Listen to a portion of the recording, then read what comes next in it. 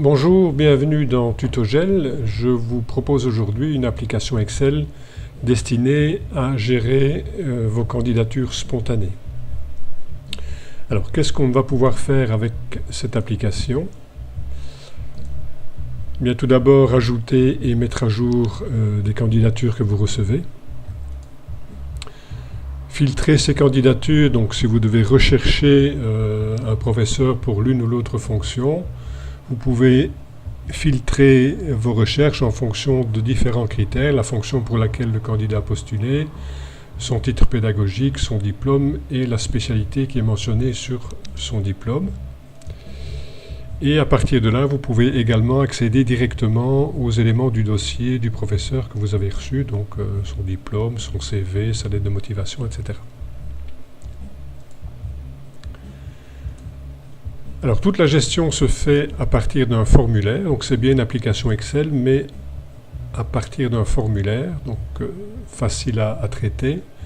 Donc vous voyez que vous aurez une série d'informations à encoder, le filtrage qui se fait pour les 4 critères que je vous ai mentionnés précédemment, l'accès au dossier, tout ça nous allons en parler dans la suite de ce tutoriel, donc là où je vais vous montrer le côté pratique de l'utilisation de cette application.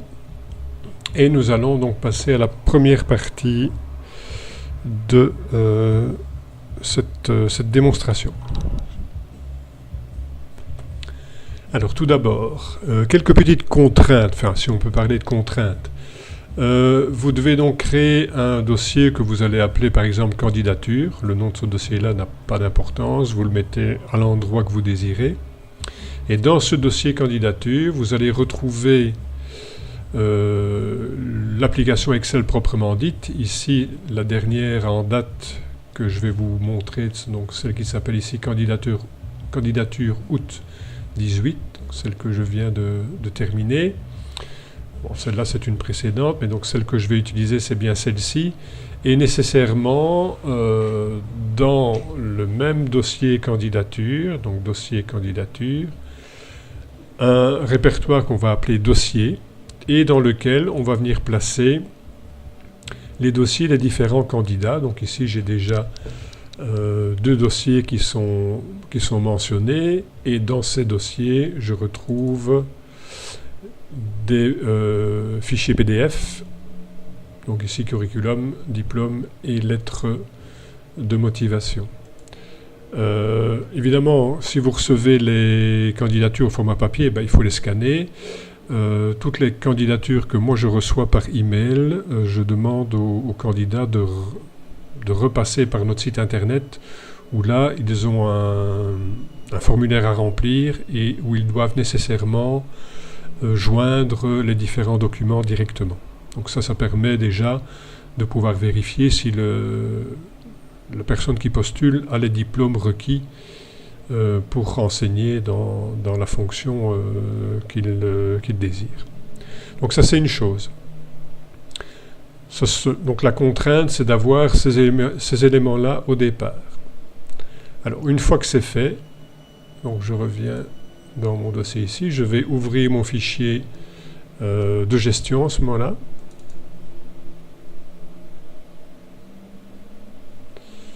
Voilà, donc le fichier s'ouvre, j'active le contenu puisque j'ai des macros qui doivent fonctionner et directement j'ai mon formulaire qui s'ouvre. Vous voyez que pour l'instant ma base de données est vide puisqu'on va partir ici d'une base de données vierge et je vais encoder un premier candidat. Donc ici il s'agira de Finet Sarah. Et en fait, Finet Sarah, elle a postulé pour l'étude du milieu. Je sais bien que l'étude du milieu n'est pas une fonction, mais bon, c'est plus facile pour la recherche et le filtrage par la suite. Donc je sais que le vocabulaire qu'on doit utiliser après la réforme des titres et fonctions ne correspond pas tout à fait à ça, mais bon, passons. Elle a comme titre pédagogique AESI, son diplôme elle est bachelier. Et la spécialité de son diplôme, c'est sciences humaines. Donc je vais aller chercher, je pourrais déjà taper sciences, ça me permet de me rapprocher du bon terme, sciences humaines, voilà, donc sciences humaines, et supposons qu'elle est postulée le 9 août 2018. Donc je rentre ces éléments-là et je dis ajouter. Confirmer l'ajout de la candidature, oui, et vous voyez que elle vient s'ajouter ici dans ma base de données. Cette candidate qui est donc diplômée en sciences humaines a également postulé pour la géographie et pour l'histoire et pour les sciences sociales.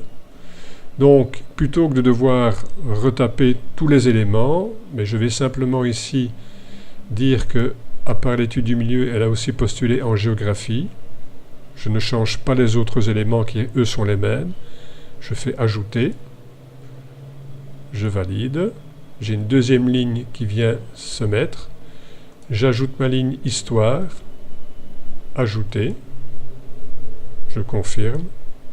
J'ai une nouvelle ligne qui vient se mettre et je dois encore indiquer sciences sociales.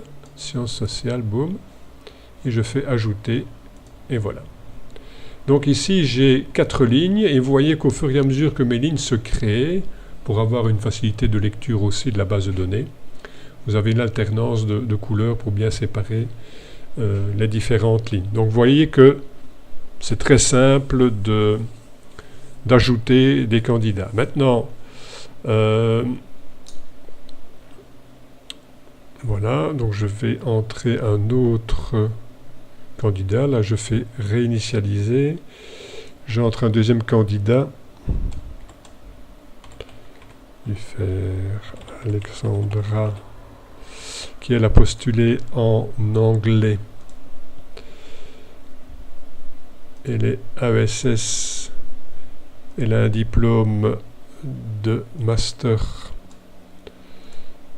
Et donc c'est en anglais. Oh, pardon, c'est en traduction.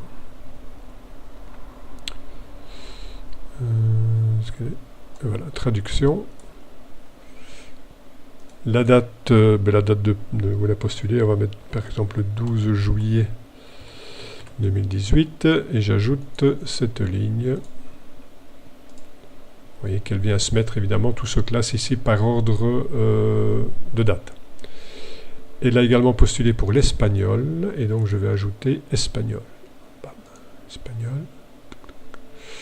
Je fais ajouter, voilà. Je réinitialise. Maintenant, si je viens, admettons que je me suis trompé dans la date de réception de la candidature de Alexandra Duffer, donc je retape son nom, je la sélectionne et je viens corriger la date. Je vais dire le 9 du 8 18 et je dis mettre à jour. Mettre à jour, voilà. Évidemment, je dois également sélectionner l'autre ligne pour faire la correction 9 du 8 18 et je mets à jour. Voilà. Donc si vous recevez une nouvelle candidature de la même personne à une date ultérieure avec éventuellement des informations complémentaires, il suffit de resélectionner ce candidat dans votre base de données. Quand vous connaissez le nom, voilà, c'est très facile. De corriger la donnée et puis de mettre à jour avec le petit bouton ici de mise à jour. Donc là, vous voyez que c'est tout à fait facile. Ici, donc, dès le moment où la personne est sélectionnée, je peux accéder à son dossier. Donc, que j'ai sélectionné n'importe quelle ligne, du moment que ça correspond au même candidat, je fais accéder au dossier et j'accède donc aux éléments du dossier de Finet-Sarah. Donc tout ça, bien sûr, à condition d'avoir respecté le préalable que je vous ai expliqué tout à l'heure, c'est-à-dire avoir le répertoire dossier dans le même répertoire que votre application Excel qui vous permet de gérer vos candidatures. Donc là, à partir de là, on peut vérifier si les diplômes fournis correspondent bien à la fonction qui est demandée ici. Voilà. Donc voilà pour cette première partie. Donc on peut ajouter des candidats à mettre à jour, vous voyez, relativement facilement à partir d'un formulaire, et les informations s'ajoutent dans votre feuille Excel. Lorsqu'il y a peu d'éléments dans la feuille Excel, c'est pas encore trop compliqué de le gérer directement sur une feuille Excel, donc sans formulaire, mais une fois qu'on arrive à quelques centaines de candidatures, c'est quand même plus facile de pouvoir le gérer de cette manière-là. Voilà, donc ceci, ça termine la deuxième partie. On se retrouve dans le deuxième épisode de ce tutoriel où je vais vous montrer tout le système de filtrage pour rechercher un candidat. Voilà. À plus tard donc.